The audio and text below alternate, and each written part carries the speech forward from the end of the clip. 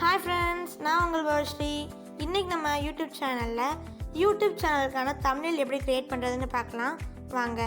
First நான் அதுக்காக 2 app download பண்ணியிருக்கேன். என்னென்னு பார்த்தீங்கன்னா ரிமூவ் பேக்ரவுண்ட், அப்புறமா கேன்வா. இப்போ நான் ஃபஸ்ட்டு ரிமூவ் பேக்ரவுண்ட் அப்படின்ற ஆப்பை யூஸ் பண்ணுவோம். இதில் அப்லோட் இமேஜ்ன்ற ஆப்ஷன் இருக்கும். அதை கிளிக் பண்ணிங்கன்னா நீங்கள் கேமரா, அதாவது ஃபோட்டோ எடுத்துக்கலாம், இல்லை கேலரி ஃபோட்டோஸ்ன்றதுலேருந்து நீங்கள் ஃபோட்டோஸ் எடுத்து அதில் வச்சுக்கலாம். அப்படி நான் ஃபோட்டோஸ் இல்லை அப்படின்னும்போது இங்கே 4 இமேஜ் இருக்கும். அதில் நம்ம ரேண்டமாக ஒரு இமேஜை சூஸ் பண்ணிக்கலாம். அதனால் நான் ஃபஸ்ட்டு இமேஜை சூஸ் பண்ணிக்கிறேன் இப்போதைக்கு. இப்போ பார்த்தீங்கன்னா இது ப்ராசஸ் ஆகுது. இப்போ கொஞ்ச நேரத்தில் பார்த்தீங்கன்னா நமக்கு வந்துட்டு இந்த மாதிரி டிரான்ஸ்பரண்ட்டாக கிடச்சிரும். இதை நான் வந்துட்டு டவுன்லோட் பண்ணிக்கலாம். ஸோ இந்த டவுன்லோடில் ப்ரீவியூ, மேக்ஸ் அப்படின்னு 2 இருக்கும். ஸோ நம்ம வந்துட்டு மேக்ஸ்னால் அதை அன்லாக் பண்ணணும், ஃபீஸ் கட்டி பேமெண்ட் பண்ணணும். அதுக்கு பதிலாக நான் ப்ரீவியூ ஃப்ரீயாக யூஸ் பண்ணிக்கிறேன். யூஸ் பண்ணோடனே நமக்கு கேலரியில் வந்துடுது நம்ம இமேஜ். இப்போ அதுக்கு நான் பேக் வந்துட்டு கேன்வாக்குள்ளே போகிறேன்.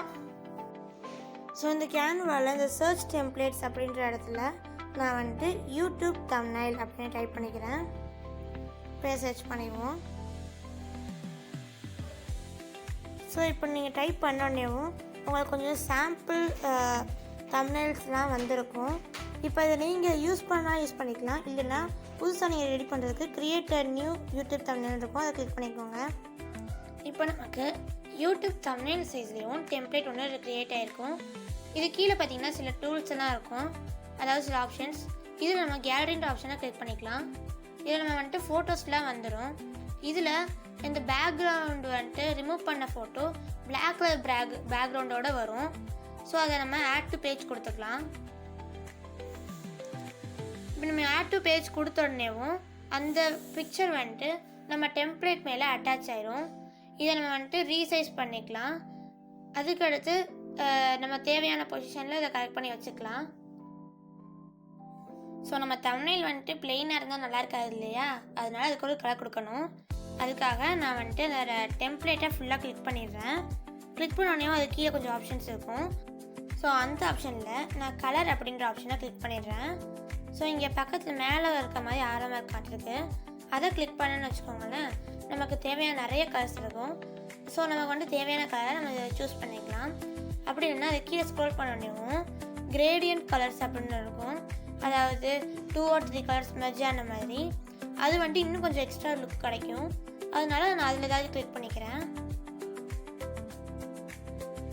அடுத்து நம்ம முதல் பார்த்தோம் இல்லையா சில ஆப்ஷன்ஸ், அதில் டெக்ஸ்ட்டுன்னு கேலரிக்கு பக்கத்துலேயே இருக்கும். அதை கிளிக் பண்ணோடனேவும் ஒரு 3 ஹெட்டிங்ஸில் இருக்கும். ஆட் அ ஹெட்டிங், ஆட் அ சப் ஹெட்டிங், அடுத்து லிட்டில் பிட் ஆஃப் ஹெட்டிங், அந்த மாதிரி சின்ன சின்ன இதில் பாக்ஸில் கொடுத்துருப்பாங்க. அதில் நான் வந்துட்டு உங்களுக்கு தேவையான மாதிரி ஃபாண்ட் சைஸில் இருக்கிறது மாதிரி எடுத்துக்கோங்க.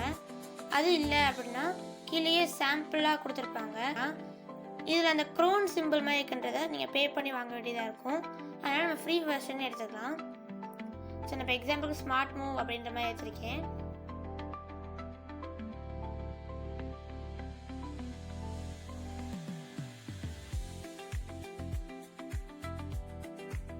ஸோ நம்ம சூஸ் பண்ண ஃபாண்ட் வந்துட்டு இப்போ டெம்ப்ளேட்டில் அட்டாச் ஆகிடுச்சு. இதை நான் கிளிக் பண்ணி நமக்கு தேவையான இடத்துல வச்சுக்கிறேன். அதே மாதிரி எனக்கு தேவையான சைஸ்லேயும் ரீசைஸ் பண்ணிக்கிறேன். நம்ம எப்படி அந்த பிக்சருக்கு பண்ணோமோ அதே மாதிரி இந்த ஃபாண்ட்டுக்கு பண்ணிக்கலாம்.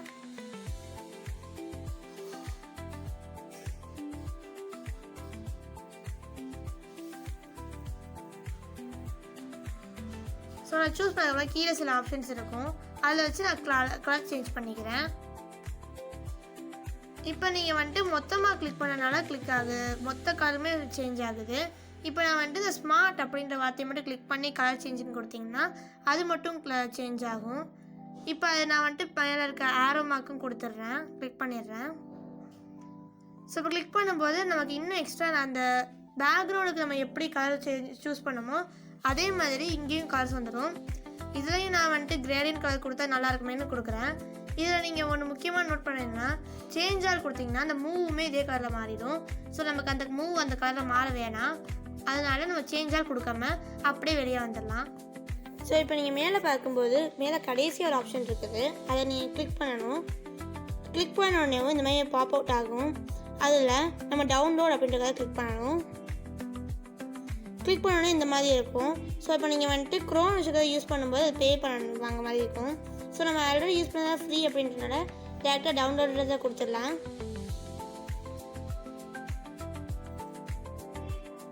இப்போ நம்ம டவுன்லோட் கொடுத்தோடனேவும் ப்ரிப்பேரிங் யுவர் டிசைன் அப்படின்ற மாதிரி வரும்.